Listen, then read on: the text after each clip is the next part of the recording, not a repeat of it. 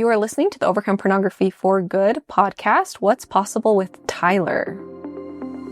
Welcome to the Overcome Pornography for Good podcast, where we take a research-based, trauma-informed, and results-focused approach to quitting porn. This approach has been revolutionary and changed thousands and thousands of lives. I'm your host, Sarah Brewer. Hey everyone, I had a really great conversation with a client named Tyler today that I wanted to share with you. He talks about his journey to really finally feeling just so free and so alive with being able to quit porn. He talks about struggling for over 20 years. I think he said 27 years, and trying, a lot of different things, including bishops and Sexaholics Anonymous and willpower, and just, kind of being told that he's never going to be able to quit this. And then he found us, and he found us through his therapist who recommended him to us, and started doing the work and came and joined the program and has seen really incredible results.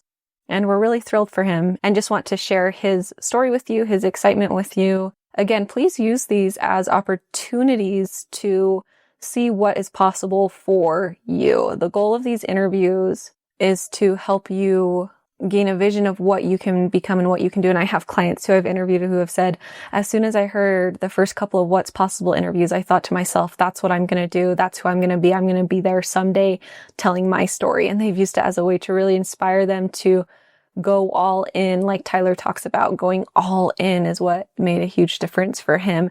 And then, of course, learning these skills that actually gave him the tools that he needed to quit porn. It's a bit of a shorter interview than what we're used to with What's Possible. Maybe we'll have him back because, he could tell us a lot more about his story, but enjoy this shorter interview with Tyler.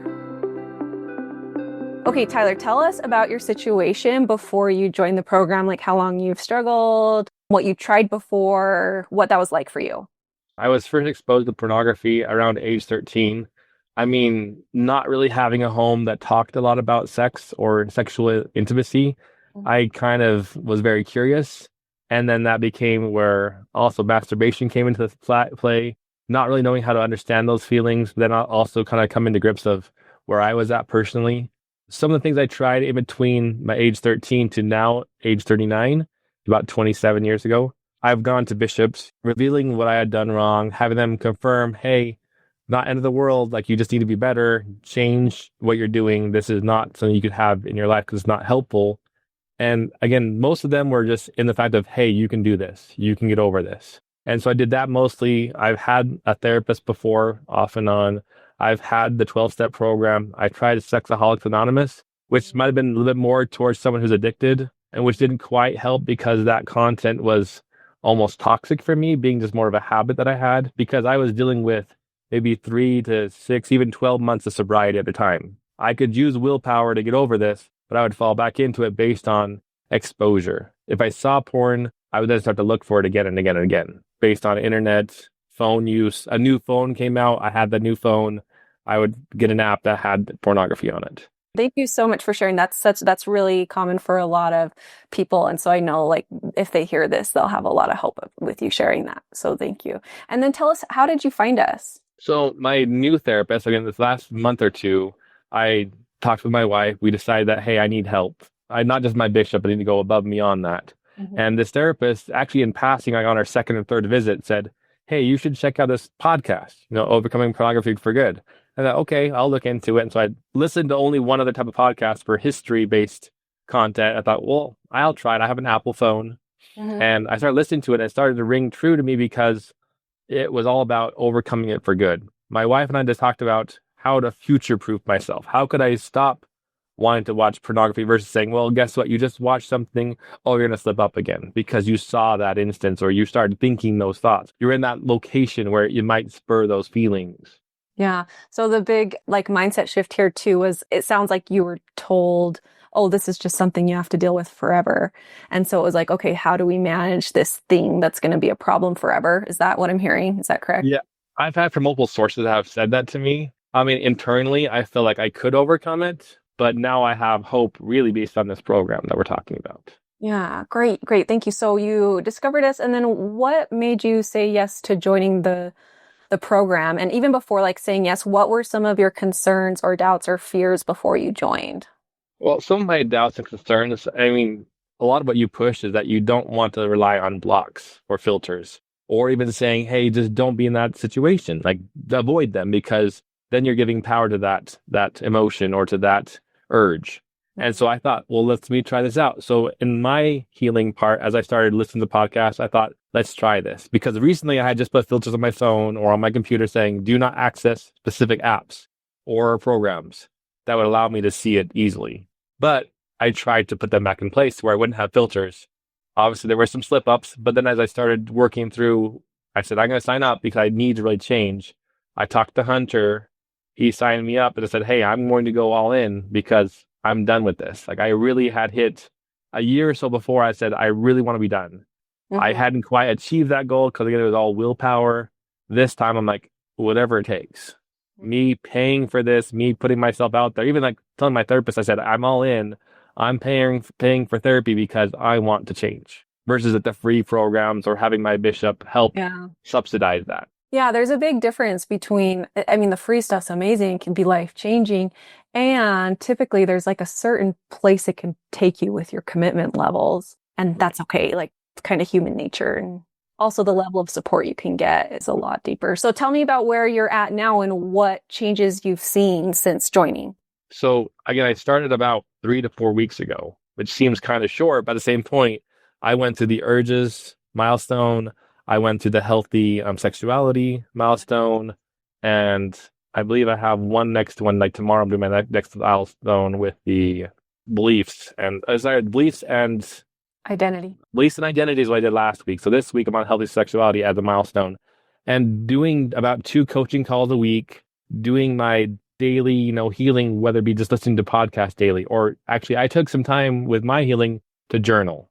My thing was I used this resource where it was my porn access to become a journaling aspect. And I was using AI images that I would create.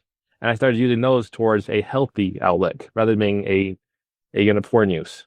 And that became very healthy because I would actually count my urges saying, hey, instead of doing this image, I'm doing something that's actually a theme. Like the podcast became my theme of the day. And so part of where my healing is now is I'm able to talk to my wife a little bit more openly about this. I'm still seeing my therapist again this week. I have been part of a 12-step program just once a week to kind of check in with them. Didn't go last week, but I feel like the urges have stopped from being, maybe 10, 15 a day down to like maybe 1 or 2, even like every other day. Like it's not like nearly the same because I feel that training it out of me has become real. And again, I worked hard. I said, I want to hit 100. I want to be that way. But again, the 100 number didn't have to happen. Like I think I was around 60 to 70, but when I really started to see the difference or feel that it was no longer part of me. Yeah, great. Okay, so you've seen your urges decrease pretty dramatically where it's not as strong or as consistent as before. Have you noticed anything else? Like what else have you noticed that you can do now that you couldn't before? I mean, with this recovery, I've had a lot more time invested towards myself. I did talk with my wife. We discussed that I needed to have a hobby based on I would video game or do things that were just like more like, again, buffers. This is something where I'm starting to do things for myself, or I'm taking more time to be a little bit more actively involved with my kids. I've always done things with them and tucking them in, maybe being involved, but like more caring about what's going on in their lives, like asking them questions. Part of that change too was as soon as I started therapy or just saying, hey, I'm changing, we started talking about emotions every night with us as a family, saying, hey, have you ever felt this emotion before? Let's talk about it. And so everyone would say, when have you felt happy? When have you felt sad? And we tried to digest that and say, okay, and it helped them see a similar experience. So that was also helpful, that the entire family was kind of part of this without them necessarily knowing that's what we were doing. Cool. So it's affected a lot more than just you. Yeah. The whole family. That's beautiful. I love that. And then one last question is, what would you tell someone who is watching this right now and is unsure about taking the next step of joining us in the program? Do you have any advice for them? Again, don't be afraid to even try out any step in your program, whether it be paid for the coaching. That to me made the difference because I would actually ask to be coached every time. So ask to be coached if you're part of the program. If you're just going to join for a month or the 3, 6, 12-month program, make sure that you're making the most of it by saying, I have a question for me, and that will help you more than just sitting in the background. Because if you want to change, take the driver's seat. Also, focus on overall healing. Don't worry about the slip up here and there. Don't count the days, count the urges, like it says. And that made the most difference for me, because it's like each and every moment that was a win, even if it wasn't, say, I won all day long, I had wins in that day. I said no. And I stopped it even partway through, say, a day. I wouldn't stop. I would say that day's ruined. I'd get back up again and I'm ready for tomorrow. I'm ready for this next hour. I've got this. Roughly a year ago, I was put into the bishopric for my ward of the Church of Jesus Christ. Had I known about this program, I wouldn't have had to go through the slip-ups and the issues, because I thought willpower was the only way to deal with this problem, the only way to actually solve my issues. And having learned how to process urges, I actually was able to overcome this within 3 to 4 weeks. Had I had this resource, I could have also been more ready to feel worthy. Again, I know that I'm worthy of love from Heavenly Father, but I didn't feel like I was worthy to, say, go to the temple or go do things as a full member of my church. So learning this now has changed my life to where I can have hope that when I go to church, I might have my issues, which is why I go to church, to learn, but I'm no longer dealing with a problem that is possibly going to ruin my marriage. I now can overcome this fully. Oh, I love that. I love that. Thank you so much. Well, thank you so much again for sharing your story and being here. Appreciate it so much. Thanks, everyone. We will talk to you later. Bye-bye. I want to invite you to come and listen to my free class, How to Overcome Pornography for Good Without Using Willpower. We talk about how to stop giving into urges without pure willpower or relying on phone filters so that you can actually stop wanting pornography. We talk about how to stop giving up after a few weeks or months. And spoiler alert, the answer isn't have more willpower. And then lastly, we talk about how to make a life without porn easily sustainable and permanent. If you're trying to quit porn, this class is a game changer. So you can go and sign up at sarahbrewer.com/masterclass, and it is totally free.